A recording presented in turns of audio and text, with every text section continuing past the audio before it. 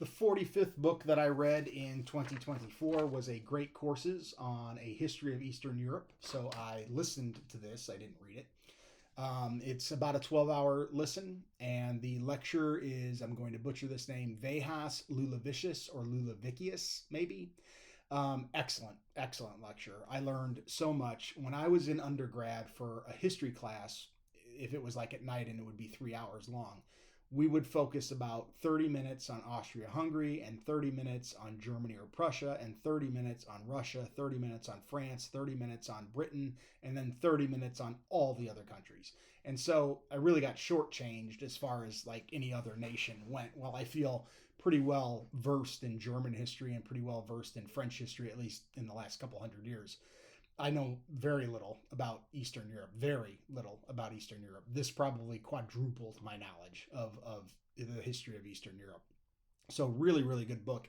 What made it so interesting, about a third of it is devoted to the 20th century. And it was so interesting to read about Eastern Europeans' attitudes toward World War I and World War II, which were very different from Western European and United States attitudes toward World War I and World War II. Very interesting to read about the Eastern Front in World War II and how there were Poles that, even though the Nazis took over Poland very early, there were Poles that were fighting with Britain and were fighting with, I mean, thousands of Poles were fighting. And then the different ethnicities and the border shifts and the mandated migration of peoples, and very, very fascinating stuff. A focus on probably Czechoslovakia, Hungary, Yugoslavia, and Poland, with a lot of Romania as well. He touches on all of them. The Baltic states are there. He touches on everything.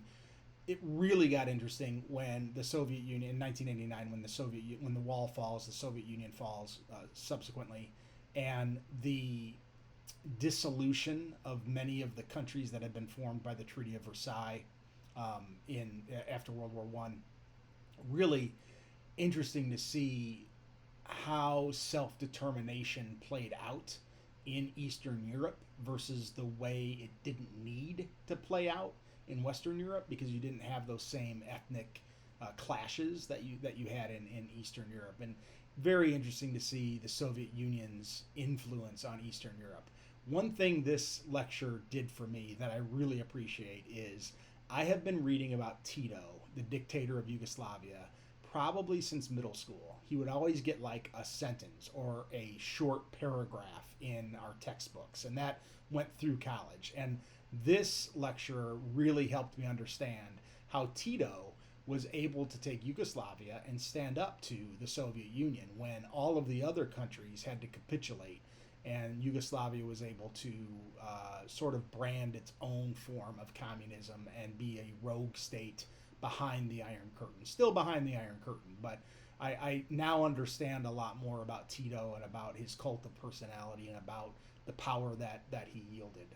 Also, fascinating stuff about Romania and their dictator and how he ruled for so long and him and his wife both ended up getting executed after the fall of the Soviet Union. Really interesting stuff. I highly, highly recommend this lecture. If you're into listening to the great courses, this is one of the best that I think I've ever listened to. Well worth my time.